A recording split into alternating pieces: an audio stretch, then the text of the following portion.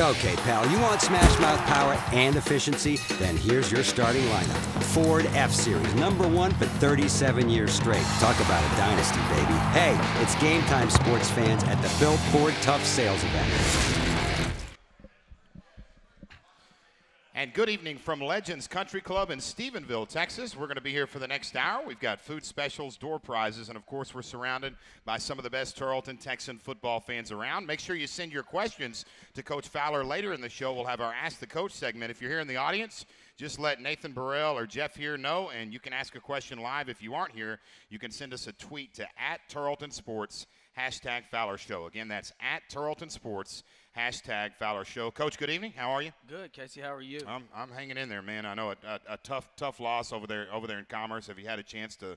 I know when I talked to you after the game, you said, Casey, I'm going to dissect that game film, and I'm going to find out who's playing hard and who's not. Have you had a chance to do that? Yeah, I walked out of my office at 3:30 this morning. Was back there at 6 o'clock. I know exactly who didn't play hard, and I can promise you one thing: there'll be major roster changes come Saturday. So when you ask me the starting lineup, it probably won't resemble the one that you watched last week. Of course, Tarleton would go to Texas A&M Commerce on Saturday and fall by a final of 53-25. And something happened that is not, at least since I've been broadcasting Tarleton games, hasn't happened a lot. You got down early, 24-3. You allowed 10 points in the first quarter through 3 games coming into this one, and it puts you in a position you're not used to. Yeah, you know, they came out, they hit that kickoff return off the bat. We had it covered in the boundary there. And the contained guy just comes back inside and gives him, you know, it was going to be tackled inside the 20, even though they got a penalty, but it was still a long return.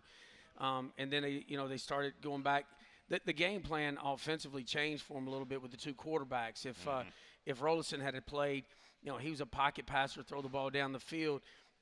With Davis in the game, he's a 3-step drop, and the ball gets out of his hand so fast, and he could throw the ball vertical into the boundary. You notice there wasn't many that was thrown to the wide side of the field, and they found the weak spot. You know, there in the boundary, and you know, it's kind of like 4-on-1 fast break over there. They just kept going at it. We tried everything we could, but you know, anytime and you know, and our special teams has let us down. That's not something that's happened very often. No. Matter of fact. My life, I've never had, you know, unless the punter dropped it or something, you know, or we had a bad snap. But snap to hold in a punt, and I've been a special teams coordinator for a long time. I've never had a punt blocked. And, you know, we just blew – it was the same block we'd seen that Florida Tech ran. It was the same block we'd seen West Texas run. It was the same block we seen Midwestern. It's the same one we were in practice, and the kid decided to block the number 3 guy instead of the number 4 guy. When Casper blocks 4, he blocks the punt. And then, you know, then they came back. Blake dropped the next one, and they got it in. You know, they scored. And then we were on our heels there. You know, get loose, you know, go down 24 points right there in the first quarter, and it's a tough battle back uphill. Since we're talking special teams, on a positive note, I thought Jabari Anderson pretty good on kick returns. He had 5 of them, averaging 33 yards per return, 56 yards total. Safe to say that he's won that job? It's good. It was really good. It's good to see Jabari. You know, you're talking about a kid that you know, rushed for, you know, he was the Metroplex leading rusher, and he broke that. You know, we talked about him last year some as a freshman, and he broke the record for the most rushing yards in the Oil Bowl game in the Texas versus the Oklahoma All-Star game.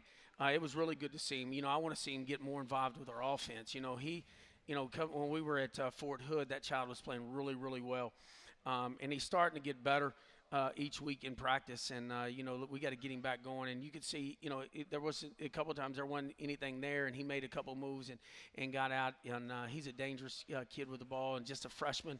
You know, I'm excited about getting him rolling and see what he can do to help us down the stretch. You talked a little bit about Tyrick Rollison, the transfer quarterback from Auburn there for Texas A&M Commerce. We talked in your office on Friday, and I know you had seen he got hit pretty hard at Eastern New Mexico. Did you think, though, that he was going to be out there? No. And, you know, it's so hard anymore with concussions. In case you got to go the 7 days and get released, and then the doctor has to release you. Even the kids, you know, when that's happened to a couple of our guys, they had no desire to play. And, you know, if he has 2, you know, you're talking about danger. And, you know, so, yeah, and that was smart by them to hold him. They got a great backup quarterback, and we talked about him. The last thing I said to you walked out of the office, he didn't win the 5A Player of the Year in the state of Texas because he wasn't any good. And, you know, he's a really good quarterback. He can run, and they changed the offense to fit him exactly to the T and did a nice job with him. We talked about the need to throw the ball in this game to have success against this defense, and you were able to do that for the most part, 32 of 61 for 350, but on the ground, 25 attempts for 38 yards. Did that number surprise you a bit? Yeah, it's something, and you get it when you get down 24-0 in the first quarter. You kind of get out of your game plan. We never got the field position to really try to get it. And then when we tried to, when we tried to, they were making plays and we were playing catch up the rest of the night.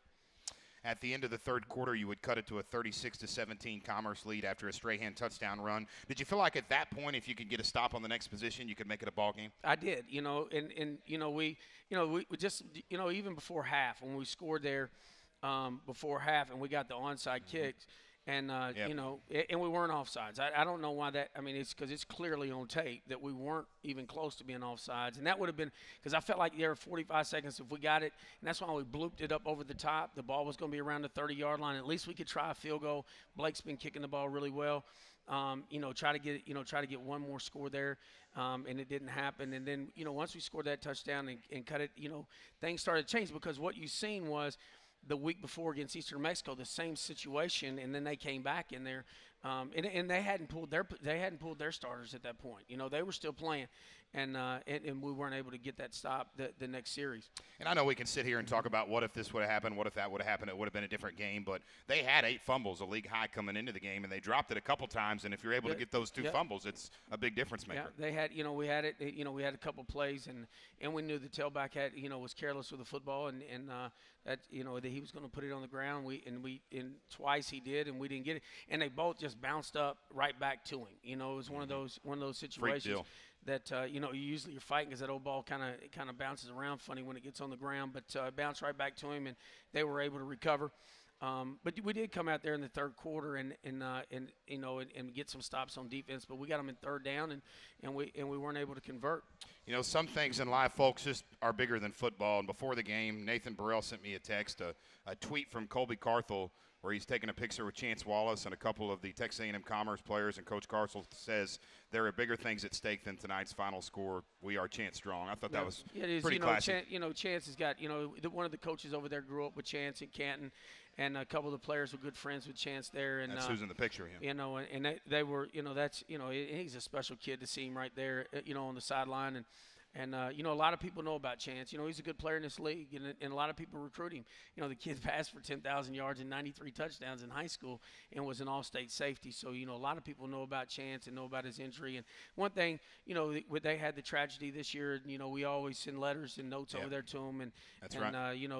And that's – at the end of the day, it's about the kids, and you never want to see a child in that situation. And I appreciate those kind exactly about such a great kid that Chance is. Coach, talk about your message in the locker room after the game. Such a tough loss.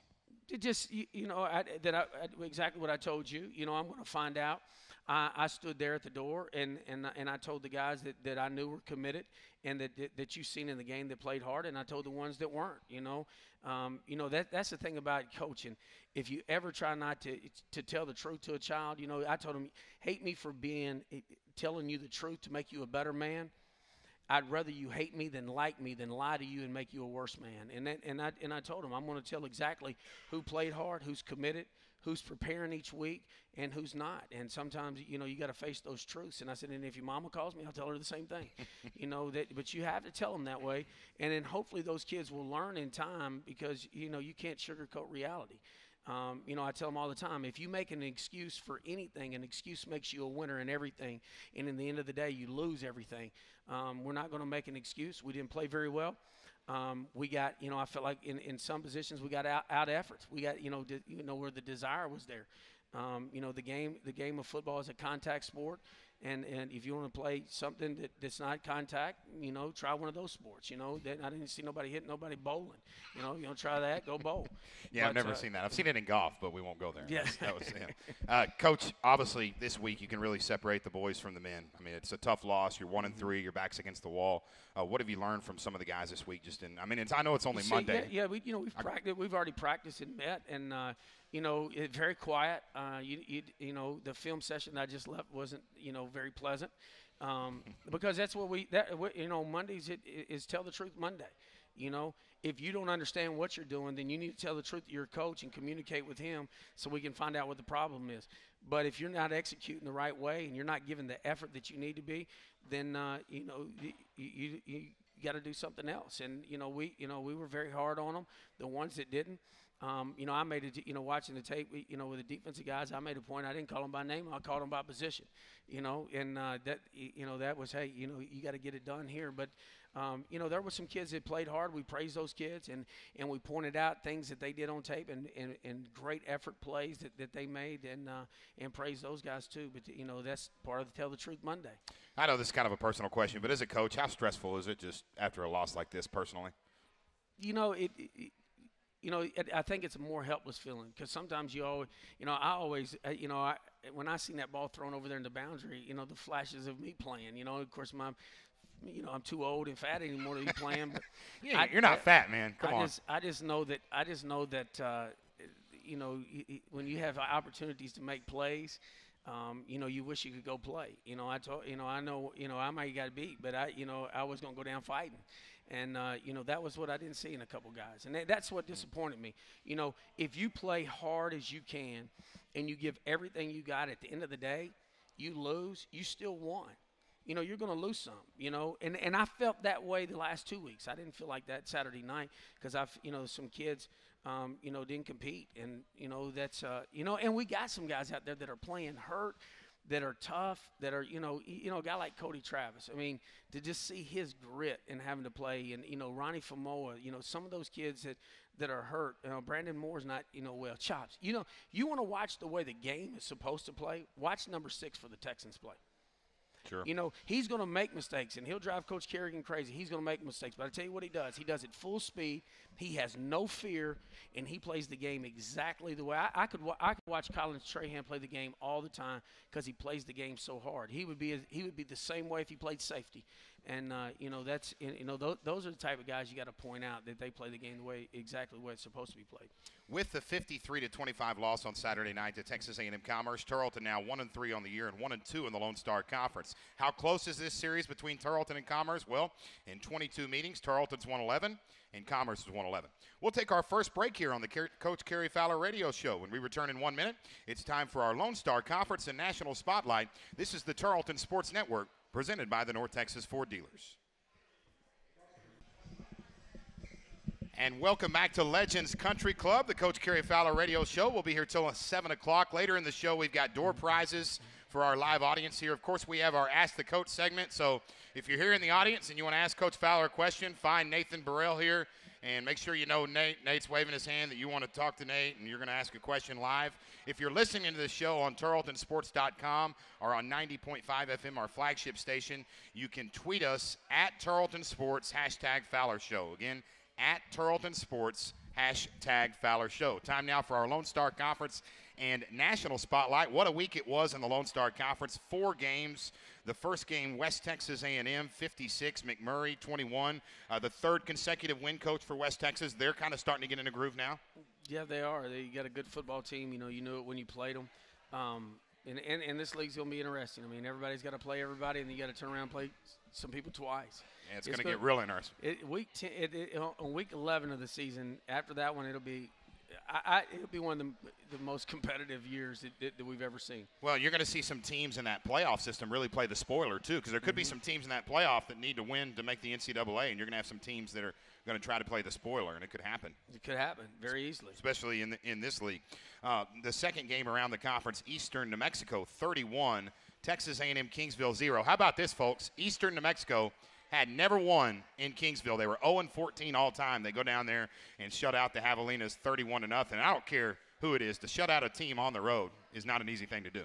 Shut out if they're not playing with nobody. I mean, we gave up 14 points this morning against no offense. I mean, you got to that's impressive. And of course, we'll talk a little bit more about that game in our segment when we talk a little bit about our opponent this week, which is Texas A&M Kingsville. How about this, guys and girls? Angelo State 45, Midwestern State number 16 in the nation 31. It was it was Angelo's first win in Wichita Falls since 1999. That's got to be a big win for Will Wagner. Coach Kerrigan was on that field in '99 when they won it. He was there the last time, yeah. Yeah, he was just playing there. Sure was. What a win that is for Will Wagner and his program. It's a great win, but they were a score away from beating almost everybody a year ago.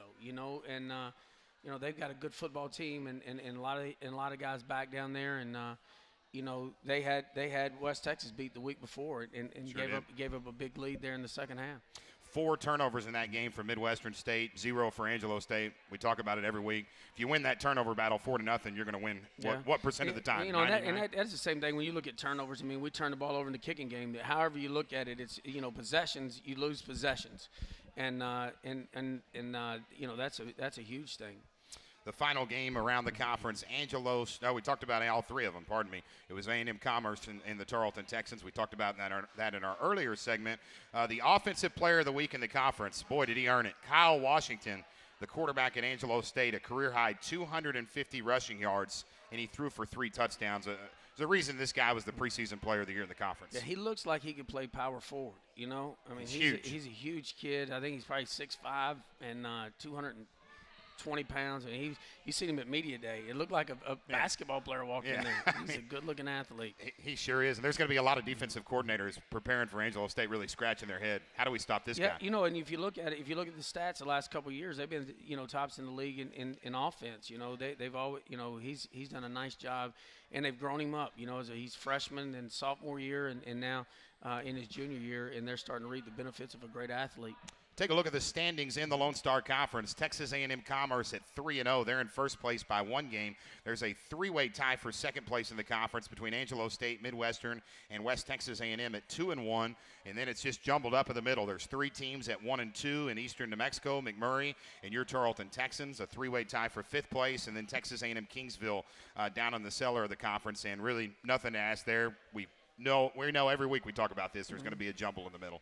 Just too good of a conference. Too many good teams. Too good of a conference, And you're talking about Kingsville. You've seen them play against Humboldt State, and they're in the top 25. And I think it was like 21-14. Very close. I mean, anything can happen in college football. Just look across the board. I didn't watch much TV or watch anything other than the film, but they, when you go back and look across the board in college football, I mean, what a big time week. Everybody was getting knocked off. Was it 5 or 6 in the top 10 that lost, something like that? And it's so funny because people call me all the time, hey, man, did you see that Auburn game or did you watch A&M? I'm like, no. People think we got time on Saturday to watch. I mean, I haven't probably watched a college football game on TV in 3 years. If I have, it's only been like a couple series as I was walking past the TV. Yeah, or early in the year because D1 will start maybe a couple weeks early. Well, I have 3 women at home, so then we kind of shut that down. I was about to say, those Saturdays before football season are probably not spent in front of the big screen.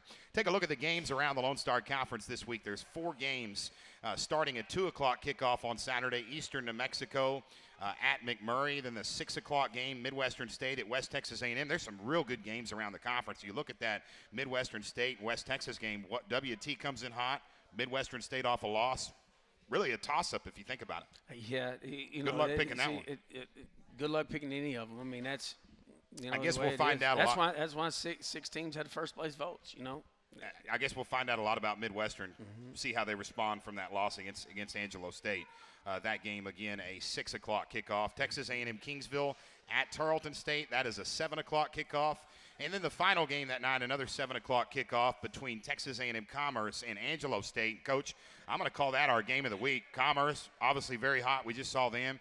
Angelo State coming in off that big win. Should be a fantastic football game in San Angelo. Yep, it will be. And they got the new stadium down there, and I think that Angelo knocked them off last year, So, it'll be a great football game. Those are the games around the Lone Star Conference this week. We talked about the standings. Let's take a quick look at the American Football Coaches Association Top 25 poll. The number 1 team in the nation, again, no surprise, Northwest Missouri. They put it on Northeastern State this past weekend. Colorado State Pueblo out of Super Region 4, number 2 in the Top 25 poll. And how about this? Delta State, number 11. We've seen Delta State 2 years in a row. They beat Florida Tech 58-20. It was 20-20 at half. Was it really? 20-20 at half, and they had opportunities. Florida Tech did, and they turned the ball over 4 times in the third quarter.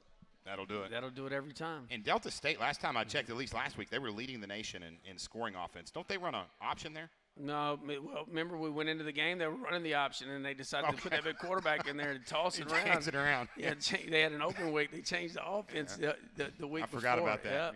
Yep. And then one team from the Lone Star Conference in that top 25 poll, Midwestern State, 25th in the nation. They dropped 9 spots from number 16 after that loss to Angelo State. Texas A&M Commerce, 40 votes. And I know you're not worried about Commerce, but I've got to ask you, do you think they're a top 25 team after what you saw? I did. You know, I think they're a top 10 team. You know, they got 2 great receivers. They got 2 great quarterbacks. And then the other kid that they're redshirting was a kid we faced last year that was tops in the conference in passing when Rollison went down. They got, they got a good offensive line, and they're really, really good on defense. And their defensive line makes up for some of the things in their secondary too, because you pass rush. The quarterback can't complete a pass from his booty. I mean, that ain't gonna happen. And they got some big old guys up front that can go. And they got a good kicking game. They're really good in the special teams. Yeah, I was up there, Coach. I was up there at I keep saying 7 o'clock kickoff for Tarleton and Kingsville at 6 o'clock, and I'll correct myself many times later in the show. But I went up to see my buddy Charlie Chitwood, the radio play-by-play guy for Commerce, and I walk in the booth, and neither one of the radio guys are there. There's one guy in there, and it's the defensive coordinator. I think it's Justin Deason. He's just kind of hanging out. So I talked to him for about 20 minutes, and he told me that Charles Tuow, he thinks, could be an early second-round draft pick. Yeah, that's what the scouts have told me when they came through, and that's him, and then both of those wide receivers will have a chance. But yeah, he may be one of the highest draft picks that the league's had since Danielle Manning. So that's our Lone Star Conference and National Spotlight. One more note, just how tough was Tarleton's schedule last year? Guess who else is 4-0? North Alabama. They beat West Oregon 30-10. So, I mean, you're talking about 2 programs on your schedule last year that will probably compete for a national championship this year. They probably will. The thing that a lot of conferences have that the Lone Star Conference doesn't is you have 4 or 5 games in there that you really look at your schedule and you say we should win those. We can't look at our schedule and say it, and then now you don't know who the last 2 games will be until the week before. I would be interested to see if they brought some of those guys in the top 10 and said, hey, don't you jump in the Lone Star Conference and ride this schedule out for a few weeks and to see how they come out. Might be a little bit different in the end, no doubt about that. Time to give away some gifts to our audience here, some door prizes. We have 3 Tarleton Sports Network presented by the North Texas Ford Dealers T-shirts. First winner, nobody's ever heard of this guy, C.D. Jones. C.D., come on down. Every week. He was at the game on Saturday at Commerce, so thank you, C.D. Travis Livingston, another great Tarleton supporter, who's here every week. Travis, thank you. Thank you so much. And who's this? Steve Cruz. Who's that guy? Hey, anybody ever heard of Dr. Cruz. Hey, how's retired life? I mean, You got to work every day. Yeah, he hangs out at a lot of golf courses. Well, when you're retired, you work every day.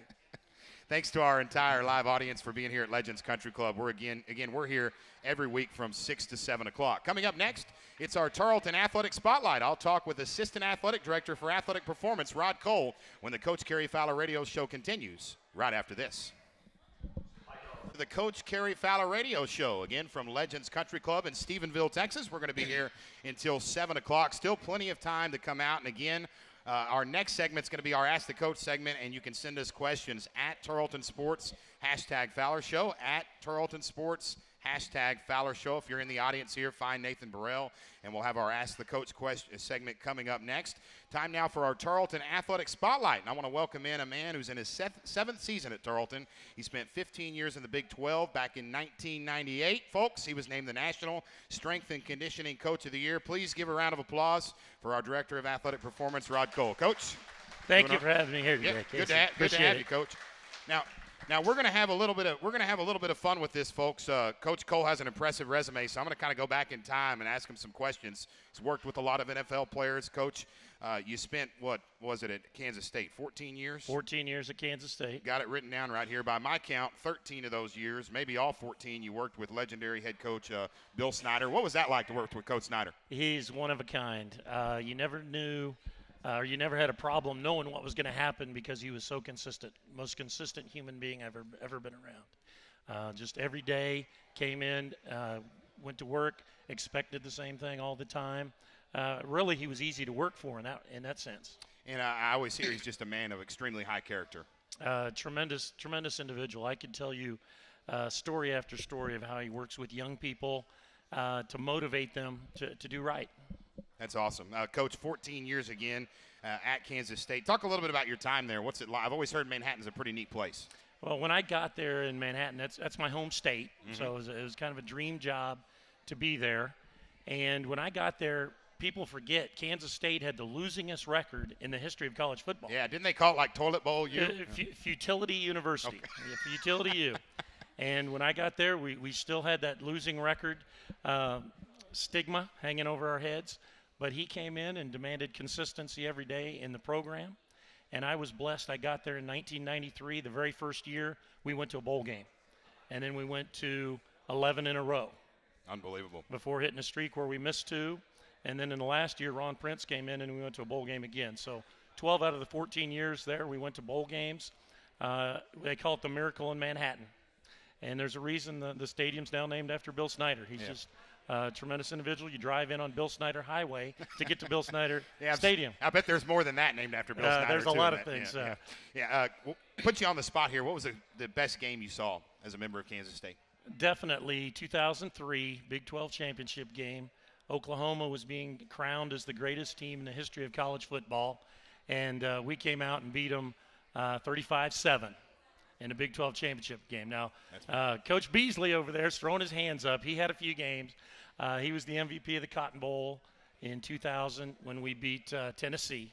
So that was another big one. But the Oklahoma game, 2003, has to be the highlight. Yeah, talk a little bit about getting Coach Beasley. I'm sure you had to have a hand of kind of trying to get Coach Beasley over here to Tarleton.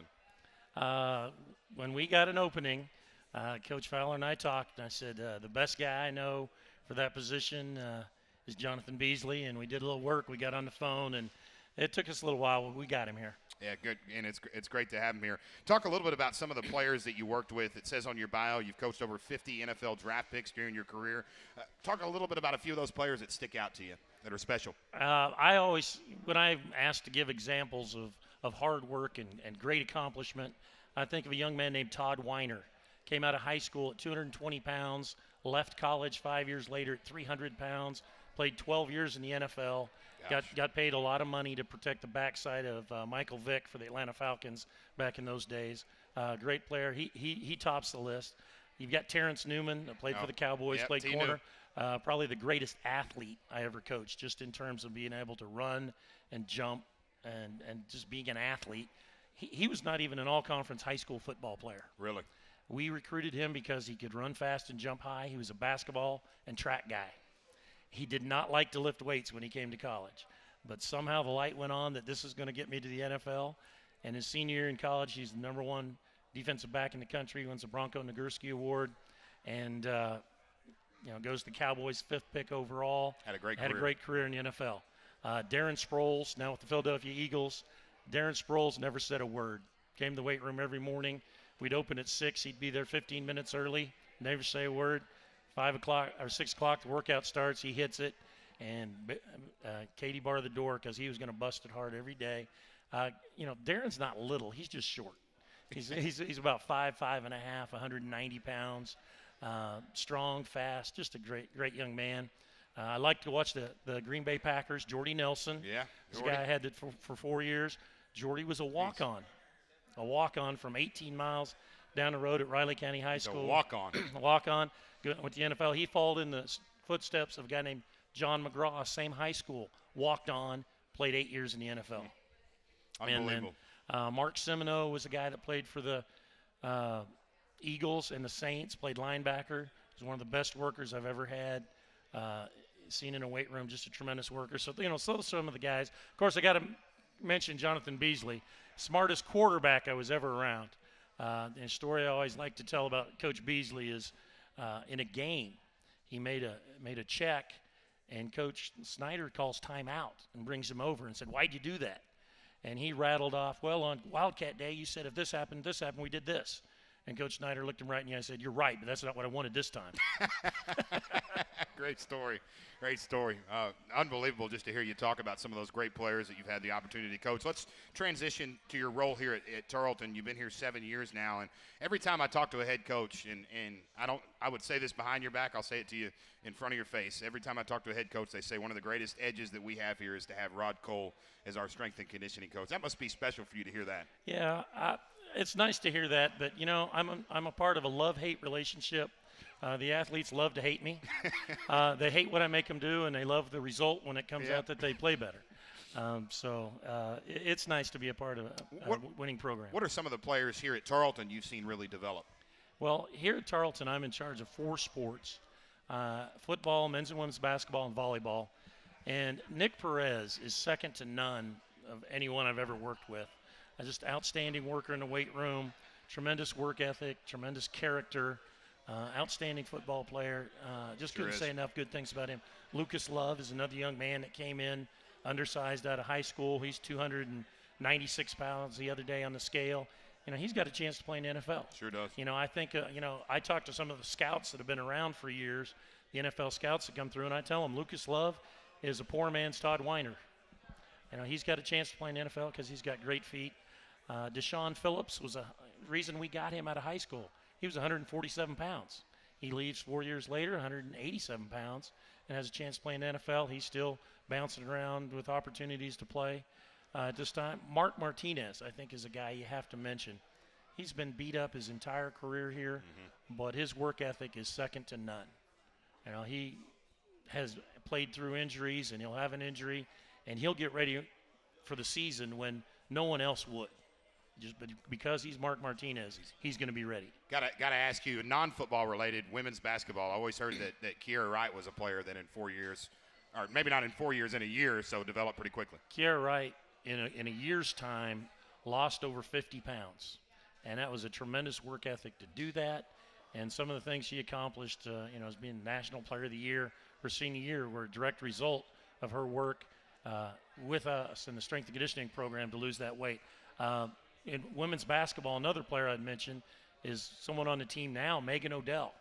Literally, in 2 years, she went from the weakest girl on the team, could clean about 70 pounds, to now she is the strongest girl on the team with a hang clean of about 160 pounds. So she takes a lot of determination there. She went from the bottom of the list to the top of the list in a hurry. Joanna Jones played for us a few years ago, post player. Tremendous in the weight room. Brianna Bledsoe.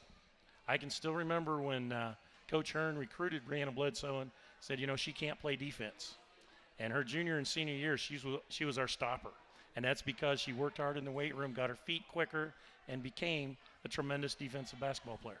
Coach, we're about out of time, but I appreciate your time today. Thanks for all you do for Tarleton. Wish we could do this more. It's been kind of fun. So yeah, you know, I'd love to rattle off some of the names of the men's basketball players who've done tremendous jobs. You got Wally Agunye, who's now in medical school. You've got Dante Jones, Jeremiah Wilson, Jakob Donstra now. Jakob's really Devontae Carter. Devontae Carter is the third player to clean 300 pounds since I've been here, after Wally Agunye and Dante Jones. He's an athlete. And then in volleyball, you had Shea Gracie a few years ago.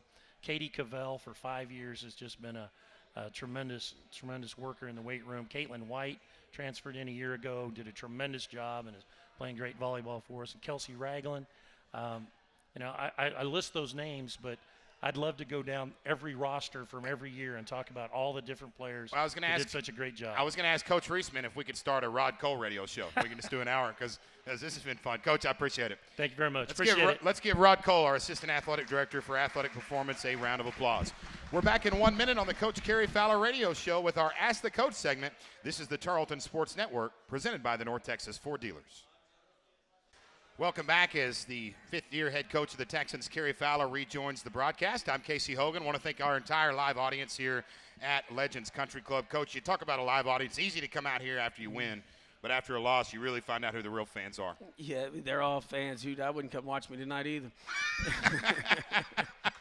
I didn't say that. Talk a little bit about, first off, it's homecoming week at Tarleton. We'll kind of get away from football for a minute. We got some time. How special is it for the guys on homecoming week? It is. It just drives Coach crazy. Because they got all this other extra grit, beat the drum. Ask Coach Reisman, does it drive you crazy, Coach? It's too many things. You just act like your mama's beside you, all right? That's what my mom always told me, all right? Act like I'm with you all the time. So, really, you could get caught up in it. As a player, do you have to approach it as it's just another week? Yeah, it's, you know, things that happen at night. You know, when you practice early in the morning, you know, the thing that we have to have is our rest, you know, because the thing that ends homecoming is a football game. you know, and our success is measured in wins and losses. And, you know, don't get caught up. Enjoy it because, you know, one thing you talk about Tarleton, though, is the traditions, you know. Sure. You know, where I went to school, and even at the Division I level, we didn't have that. We had some things, but I mean, it's something going on all the time. They embrace it. It's such a neat part of. And then what's the neat part of it is, if you're not a Tarleton Texan, you have no idea what it's about. No, I mean, if you go talk to someone and say, "Hey, what's the snake dance about?" They look at you crazy. What, bonfire. You talk about beat the drum. I mean, these people beat the drum outside at 3. I've beaten the drum as a student at 4 in the morning in the cold. Yeah, but people don't understand, and that's what is so neat about it. Is it's almost like secret, you know, traditions that nobody understands, that our student body and our alumni have embraced over the years and kept them going. It's such a neat week. What do you think the staff at Cowboy Stadium thinks when the Purple Poo walk up? Oh, no. Football festival. Oh no, probably let it.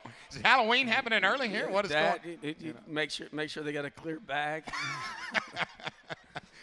Get back to football here for a second, Coach. Any big injuries that resulted from that Commerce game? No, just nicks and bruises, just part of it. You know what? The tough schedule that you play and you go through, which is part of it. And we got some guys that are kind of fighting through, and they'll be there. There's some guys that this morning weren't able to practice, but we'll get them back by the end of the week. Time now for our Ask the Coach segment. Each week you can ask a question through Twitter, if I can get it out of my mouth, at Tarleton Sports, #Fowler Show. And this week we've got 2 Twitter questions, and I want to welcome in our probably, ladies and gentlemen, the best sideline reporter in the Lone Star Conference, without a doubt, Kelton Weens over here. Casey, I appreciate that, man. How you doing? Hey, good, man. Everything good? Coach, you doing all right? Doing good. This guy's pretty good. I'm going to tell you right now. Thanks. So, I appreciate it. It's always good to steal a West Texas person away, too. You know? Yeah. Purple is a lot prettier than the rest of them. You know? Oh, yeah. Well, it's funny because what's the head coach over there now? I went blank.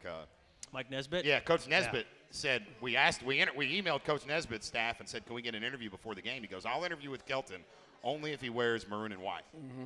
And I told he wasn't going to do that. I told him if he did, then it would probably be his last interview.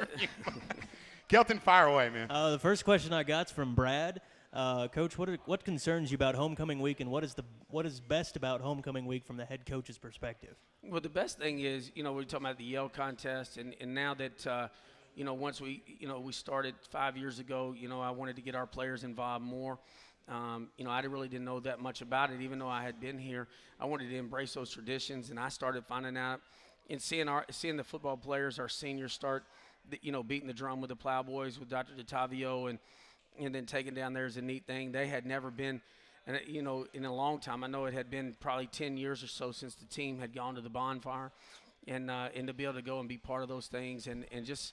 I think one of the neatest things, though, is just beating the drum 24 hours a day and bring it all the way into the stadium and stop. And you got to beat it while it's going to the stadium in the back of a truck. I mean, there's just, a lot, purple pancakes. I mean, there's just things that, I want our kids to be involved in all those things. The thing that worries me is the after parties. I want to make sure that they're not they don't go to any of those. College students don't do that. I can vouch. I can tell you that right now. But the penalty would be severe. You couldn't go to one of those after parties and make that morning practice and then have No, not at what time do y'all start? 5:30. Yeah. Yes. I'm going to come out there one day. Come on. Second Twitter question. All right, we got one from the Texas Society of Medical Research. Coach, how do you help your team retool and refocus after setbacks this year? Well, you gotta be honest. I mean, you got to go back and look at it. Coaching, we're called coaches, but we're teachers. So you got to get them back. You got to teach them. When kids know that you love them and care about them, and they'll trust you. They'll never trust you until they know that you sincerely love and care about you. Kids don't want buddies in their lives. They want mentors and guys who care about them. And once they know that, they will allow you to coach them as hard as you have to coach them to be successful. And that's the thing that our coaching staff does. We'll reach out to them, talk about Tell the Truth Monday. Those kids know what it is, but it hurts them to watch a poor performance because they care about you. And they know that we're not coaching the child. We're coaching the player. We love the child. We coach the player, just like you do as a father in your life. And those are the things that we'll do with them. And, we'll coach them. Now after the film today, we'll get them all, we'll get them excited about Texas A&M Kingsville, get the game plan into them. start learning the new things that they do, and we'll get back in the routine. After today, you got to have a short memory. You can't look back. You just got to get back. But when they know you care about them and you love them, they'll learn to trust you. They let you coach them as hard as you want to at that point. And I think that's where our program is right now. That takes us to our next break. We're back in 1 minute as Coach and I will preview game number 5 of the 2014 regular season against Texas A&M Kingsville. This is the Tarleton Sports Network presented by the North Texas Ford Dealers. And welcome back to the Coach Cary Fowler Radio Show. Time now to preview game number 5 of the 2014 regular season. It's a 6 o'clock kickoff on homecoming 2014 against Texas A&M Kingsville. And, Coach, you look at the Javelinas. They enter this game on a 3-game losing streak. I can only imagine they're going to be very desperate for a win. 2 teams. Yeah. 2 teams it will be, and they're coming in. They're trying to, they're watching film, and we didn't play very well last week, but they still have to watch the other films that, that we did play well, and we lost the game there in the end. But the same thing we're seeing, like I talked about the Humboldt State, and they, they've beat Chadron State. Was it Chadron they beat? I think it was either Mesa. It was one of those teams. I've got it right here. I don't. It was Mesa. It was Mesa. 17-14. I just know what color they were. Yeah, Colorado Mesa 17-14. Yep. Humboldt State was game number 1. They lost that one 27-14. Of course, Commerce. They played there in Arlington. That was a 55-20 loss. McMurray. They played close.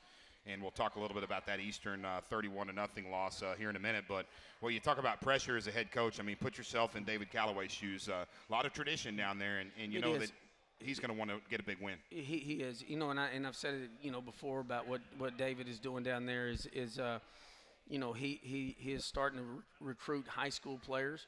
And, and you're down there, close to Houston and in that South Texas area. There's no other school down there.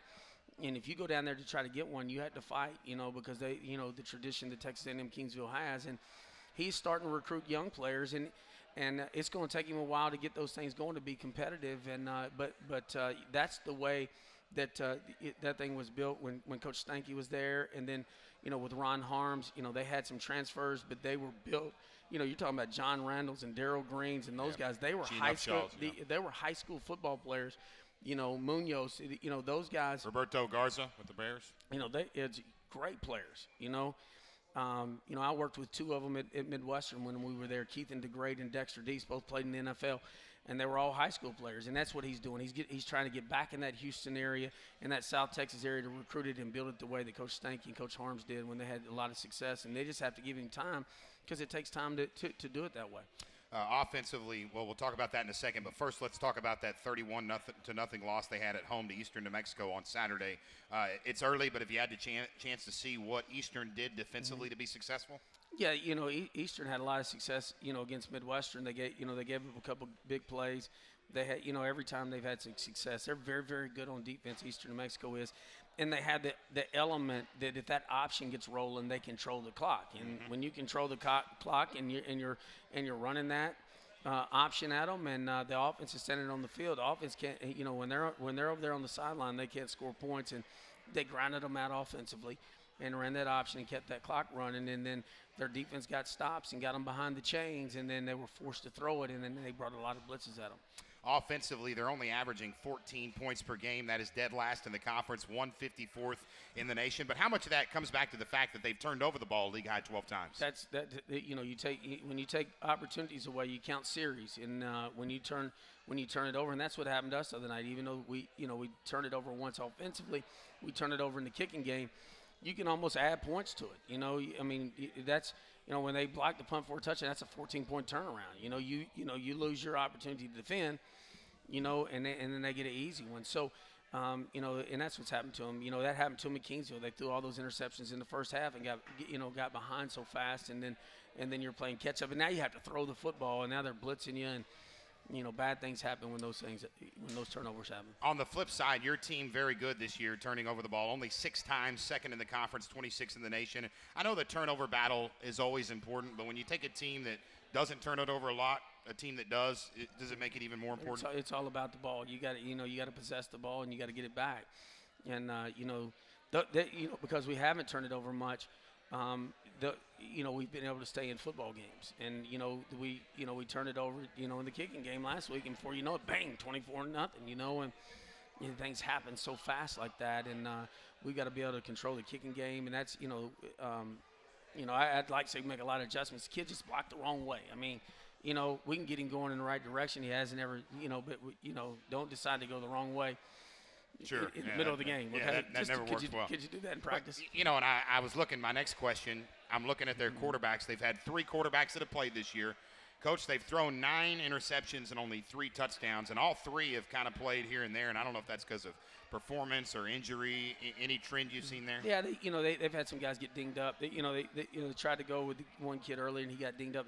Then another Rios, guy came in, is and the guy, it's one of those guys, one of those situations that they're in that you had to play with 3. I've been in that situation where we had to play 4. But does it really matter to you who's going to play on Saturday? No, I'm just worried about Tarleton State coming back healthy. I want our kids to get a win so that they can feel good about themselves. And that's the whole key. It affects their grades. It affects their social life. When they get that down, and I think that a football game is everything to them, and it's a game. But I want to see them get their confidence back so they can start feeling good about themselves again. Anthony Washington is a very dangerous kick return specialist. He had a 96-yarder for a touchdown the first game, but I noticed he hadn't returned kicks the last 2 games. Know anything there? Nope, I hadn't seen him. It'd be nice to not see him again because, I think he was the special teams player of the week first week of the year. On paper, the strength of this Javelina football team, without a doubt, is their secondary. Second in the conference. They only allow 193 passing yards through the air. Does that really make it where getting that run set up so you can open the passing lanes? They're all, I've never been around a Texas A&M Kingsville defense that wasn't good. And you go back to looking at those 12 turnovers. They've been put in some binds as one of those points have been put on the board. And they have a great secondary, and they always have. Their defensive scheme looks a lot like ours. They base out of a 4-2-5, so they'll but they do a great job defending the pass. They have given up some rushing yards. Obviously, 290 to Eastern New Mexico in that triple option, 196 per game. Is that going to be a big focus after last week, getting that rushing game reestablished? Yeah, it just kind of depends what they give us. If they put, they got, you always talk about the coach talk, but if they put 5 out, if they got 4 D linemen and 1 linebacker in there, and then we're going to run it. If you decide to put 6 in there, then we're going to throw it. So, see how they, want to defend us. What I like, our offense is if you take away the run, we can throw it, and then if you want to take away the pass, we got some backs and the quarterbacks that can run it too. It's real easy as a broadcaster or a fan to look at the stats and say, well, you're going to have to, throw the ball because you're going to have to run the ball because these guys are good in the secondary. But as a coach, it's like you said, it's more about the situation that presents itself, is it not? You got to be able on the fly to make a call. It's numbers. That's why I felt good about that. The fake on the punt. We had 6 guys over there and they had 4. You can block them. You got 2 extras. But the backside didn't block it. It's a numbers game in everything that you do. You've got to. As a defensive coordinator, if they got 2 receivers, you got to have 3 defenders. If they got 1, you got to have 2. And then you got to be able to cover the box with the rest of them. It's all about numbers, and like an option quarterback. And I used to come to the line screen. You count them. You got numbers. You run it. If you don't, run it to the open field, run to the big field, and hope you stretch them out. So it's just a numbers game of counting where they're at. Coach Fowler's 3 keys to the game to pick up this win. Have fun, play hard, and take care of the football. Pretty simple when you think about it. Big thing is go out and just have fun. Just turn it loose and have fun. Don't play with the pressures and thinking about that. That we've lost 3 in a row. Because I know right now you can win this game, and we'll talk about the one next week. Anything can happen. You sit here at 5-2, then you get in that tournament. Anything can happen. Because I'd like to see Midwestern in Commerce again. I'd like to see us play well against Commerce and compete with them. And get our confidence, because I feel like our kids, I still know we got a good football team. I know we got good football players. We get a win here, get our confidence back, get feeling good about ourselves, go to Portales, and then see if we can't get a roll going. A lot of folks are criticizing this Lone Star Conference playoff system. Let's be honest, the playoff system was instituted because you need enough games to qualify. But I guess the one good thing about it is after a loss like Commerce, you could see him again, like in basketball, versus you might not see him again another year. You may not, and you have that opportunity if you can get in there and get in that top 4. But that's the thing. We just got to get mentally ready.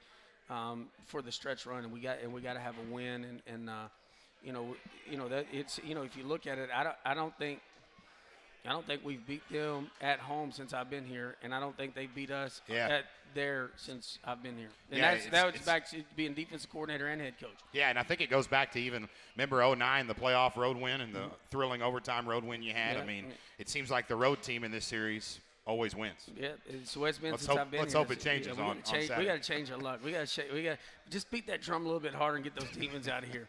It's the Texans and the Javelinas for Homecoming 2014. It's a 6 o'clock kickoff.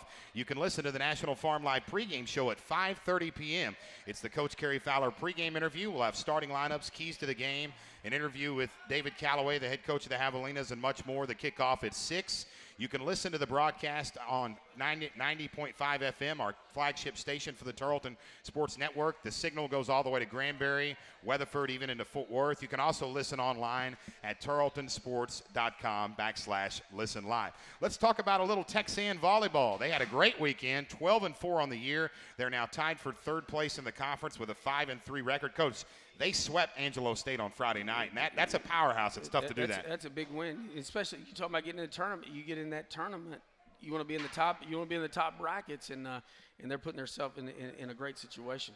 They're going to return to action. I forgot to mention they beat Newman on Saturday, and I talked to Mary Schindler, and I said, Newman's probably not as good as Angelo State. She says, yeah, but when you come off a big win like that, the next day you play a team, and the players are going, who's Newman? Yeah. But they won, and that's the important thing.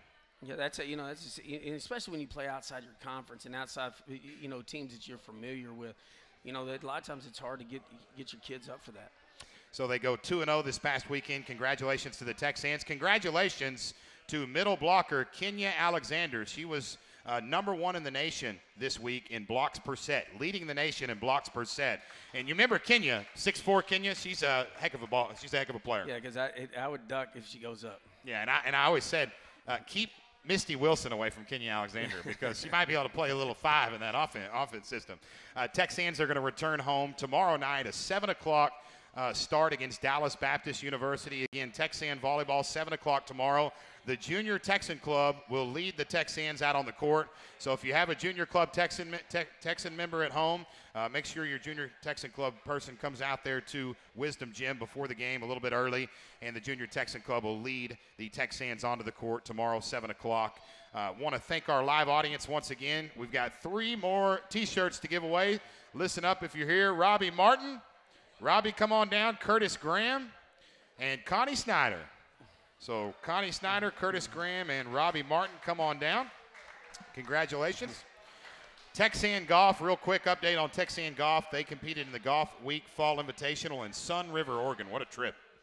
I tell you, I got to learn how to broadcast golf games. I hadn't talked to, they hadn't even gotten back yet. So they wouldn't let me and you broadcast. We get too loud. You have to talk like you have to be very, very soft. They finished in 4th place. Coach Doyle's team returns to action October 13th and 14th from the Dallas Baptist Invitational in Dallas. Remember to log on to tarletonsports.com to stay up to date on the Texans. You can listen to the radio broadcast, watch live webcast for free, and of course you can download that mobile sports app. Once again, we want to thank Texas Bank and Cross Timbers Orthopedics for sponsoring the Coach Cary Fowler radio show.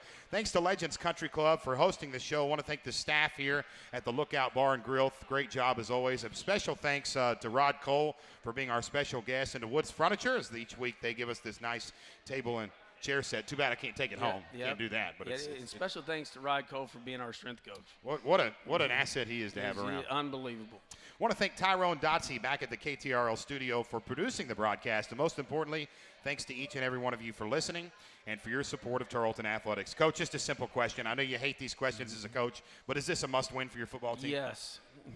It's no ifs, ands, or buts about it. It's a must-win. Coach, I appreciate your time. Best of luck this weekend against the Javelinas. Thank you, Casey. I appreciate it. That'll do it for this 5th edition of the Coach Cary Fowler radio show. Make sure you tune in at 5:30 p.m. on Saturday as your Tarleton Texans take on the Javelinas of Texas A&M Kingsville. For the head football coach of the Texans, I'm Casey Hogan saying so long from Legends Country Club in Stephenville. Until next time, have a great week, everyone, and we'll talk to you on Saturday night from Memorial Stadium. David Baker under center, offset I formation. They'll stack it on the right side with the tight end, Parker. It's intercepted at the 35-yard line. He's going to take it all the way into the end zone. It is Desmond Jackson. Tarleton. Picking it up, Carter. 3-on-1 for Tarleton. Dobstra, Lee, Carter, right-handed slam. That's going to do it. The Tarleton Texans are back on the throne of the Lone Star Conference Tournament. This is the Tarleton Sports Network.